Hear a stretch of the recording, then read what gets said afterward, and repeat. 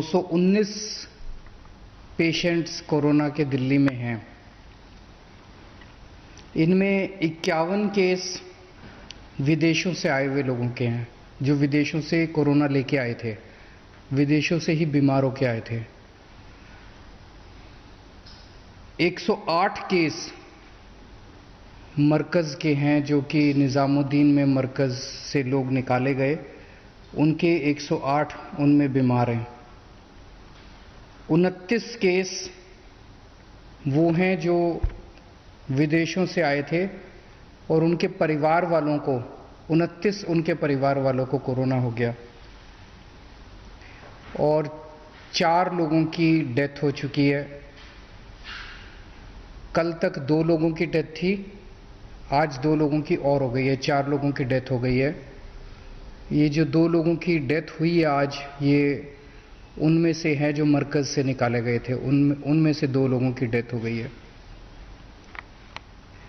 जितने भी पेशेंट्स अब हमारे हॉस्पिटल्स में हैं, जो 219 पेशेंट्स हैं, 208 रह गए क्योंकि उसमें से 6 पेशेंट्स डिस्चार्ज हो गए, 1 पेशेंट बाहर चले गए थे और 4 की डेथ हो गई। 208 पेशेंट्स अभी हॉस्पिटल्स में हैं, जिसमें से 1 वेंटिलेटर पे है। तो जैसे रोज़ मैं जब बताता हूँ तो ये 1 वेंटिलेटर पे कुछ दिनों से है और मैं उम्मीद करता हूँ ये ठीक हो जाएंगे, और 5 ऑक्सीजन पे है, 202 बिल्कुल स्टेबल हैं। मुझे उम्मीद है कि ये सभी लोग ठीक हो जाने चाहिए। इस समय जब ये मैं सारा डेटा बताता हूँ आप लोगों को रोज़, इसमें 2 चीज़ें ऐसी हैं जो कि मेरे लिए चिंताजनक हैं, जिनके बारे में मैं ज़्यादा चिंता करता हूँ। एक, क्या कोरोना आम लोगों में फैल रहा है, और दूसरा, कितनी डेथ हुई। इस डेटा को देखते हुए 29 लोग मैंने बताया कि ऐसे हैं जो लोग विदेशों से कोरोना लेके आए थे और उनके परिवार के लोगों को कोरोना हो गया। 29 ऐसे हैं। ये 29 की फिगर कई दिनों से सेम चल रही है, ये नहीं बढ़ी। तो इसका मतलब अभी तक दिल्ली में कोरोना फैल नहीं रहा। यहाँ तक कि जो लोग मैंने बताया 51 लोग ऐसे हैं जो कि विदेशों से आए थे, उनके भी परिवार वालों को सबको नहीं हुआ, केवल 29 लोगों को हुआ है। तो अभी दिल्ली में कोरोना फैलना चालू नहीं हुआ। इस पूरे डेटा से ये एक अच्छी बात निकलती है। कितनी डेथ हो रही है, जो मरकज़ से निकल के आए हैं लोग वो थोड़े सीरियस नज़र आ रहे हैं, उनमें से 2 लोगों की आज डेथ हो गई। बाकी लोग जितने पेशेंट्स हैं वो स्टेबल नज़र आ रहे हैं। मरकज़ से 2346 लोगों को निकाला गया था, जिसमें से 1810 लोगों को क्वारंटाइन में भेजा गया है, 536 लोगों को अस्पतालों में भेजा गया है। तो 2346 लोगों को जो भेजा गया है उनका हम लोगों ने, ताकि स्टेटस पता चले, उनका एक साथ हम टेस्ट करवा रहे हैं और अगले 1-2 दिन में हो सकता है कि इनमें से कई लोग कोरोना के पेशेंट्स नज़र आएँ। तो हो सकता है अगले 1-2 दिन के अंदर हमारा पेशेंट्स का डेटा दिल्ली का शूट अप करेगा। दिल्ली में इस वक्त हम टोटल 2943 लोगों को क्वारंटाइन किया हुआ है, जिसमें से जैसा मैंने बताया 1810 लोग मरकज़ के हैं और 1133 जो विदेशों से आए हुए लोग हैं। तो 2943 लोगों को हमने क्वारंटाइन किया हुआ है और 21,307 लोगों को हम लोगों ने सेल्फ क्वारंटाइन के लिए बोला हुआ है, अपने अपने घरों में क्वारंटाइन के लिए बोला हुआ है।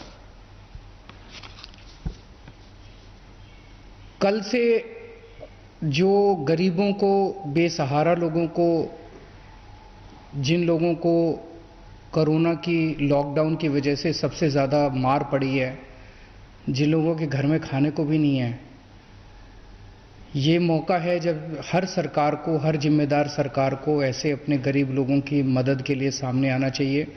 इसमें ना केवल सरकार बल्कि बहुत सारी समाज सेवी संस्थाएं, बहुत सारी सामाजिक संस्थाएं, धार्मिक संस्थाएं, सब लोग इसमें मदद कर रही हैं। NGOs बहुत सारी मदद कर रही हैं।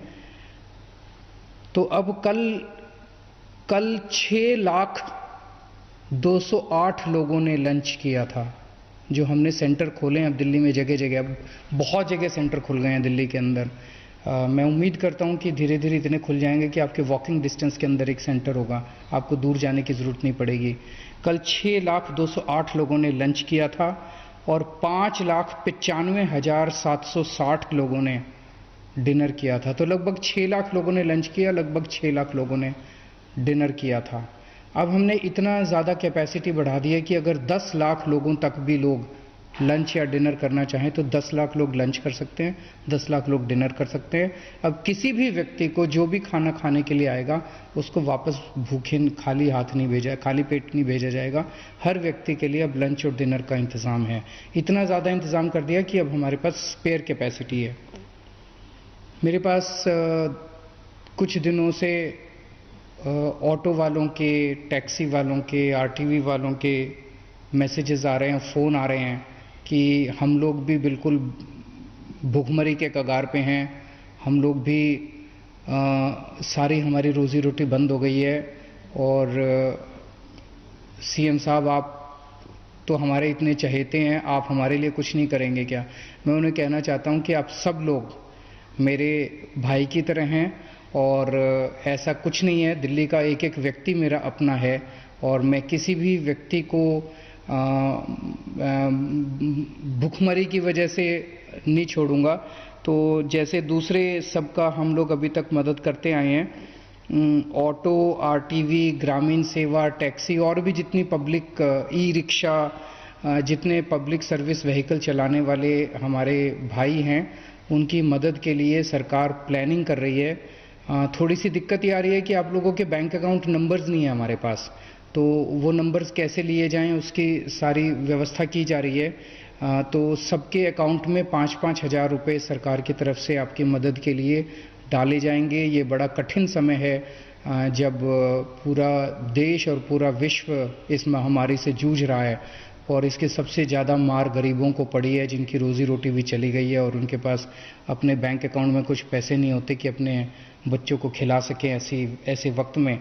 तो हमारी किसी भी जिम्मेदार सरकार की जिम्मेदारी है कि अपने गरीबों का ख्याल रखे। तो आप सभी के अकाउंट में 5-5 हज़ार रुपये डाले जाएंगे, लेकिन इसमें लगभग हफ्ता 10 दिन लग सकते हैं। थोड़ा सा सब्र रखना क्योंकि इसकी पूरी प्लानिंग कर रहे हैं, थोड़ा सा समय लग सकता है, तो उसका थोड़ा सा वो रखना। कल अमेरिका के राष्ट्रपति डोनाल्ड ट्रंप साहब का एक बयान आया था। उन्होंने लिखा था कि हो सकता है 1 लाख से 2.5 लाख लोगों के बीच अमेरिका के लोगों की जान चली जाए। तो आप सोच सकते हो कि कितनी भयावह स्थिति है। अमेरिका जो कि देश दुनिया का सबसे विकसित देश है, जहाँ पे कि सबसे अच्छी स्वास्थ्य सुविधाएं होंगी, वहाँ के राष्ट्रपति कह रहे हैं कि 1 से 2.5 लाख लोगों की जान जा सकती है।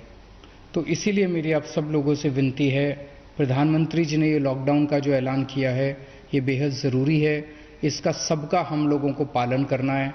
हर हालत में अपने घर में ही रहना है, थोड़े दिन अपने घर में ही रहना है। इसमें तरह तरह की तकलीफ़ें आ सकती हैं, ये तकलीफ़ें हमारी ही भलाई के लिए हैं, देश की भलाई के लिए हैं, लोगों की जान बचाने के लिए हैं। एक कहानी कही जाती है कि एक बार विदुर ने युधिष्ठिर से पूछा कि अगर जंगल में आग लग गई तो कौन मरेगा और कौन बचेगा। युधिष्ठिर ने जवाब दिया कि जो सबसे ताकतवर जानवर हैं, शेर है, चीता है, हाथी है, ये सब मर जाएंगे। जो सबसे तेज दौड़ने वाले जानवर हैं, हिरन है, खरगोश है, ये सब मर जाएंगे।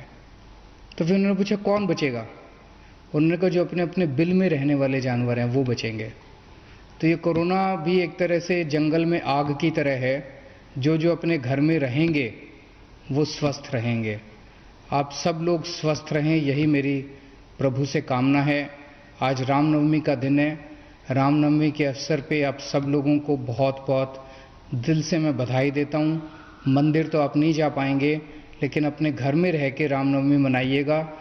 और आज रामनवमी के दिन एक चीज़ ध्यान रखिएगा, एक चीज़ आज प्रण कीजिएगा आपके गली मोहल्ले पड़ोस आस पड़ोस में कोई भूखा ना रहे।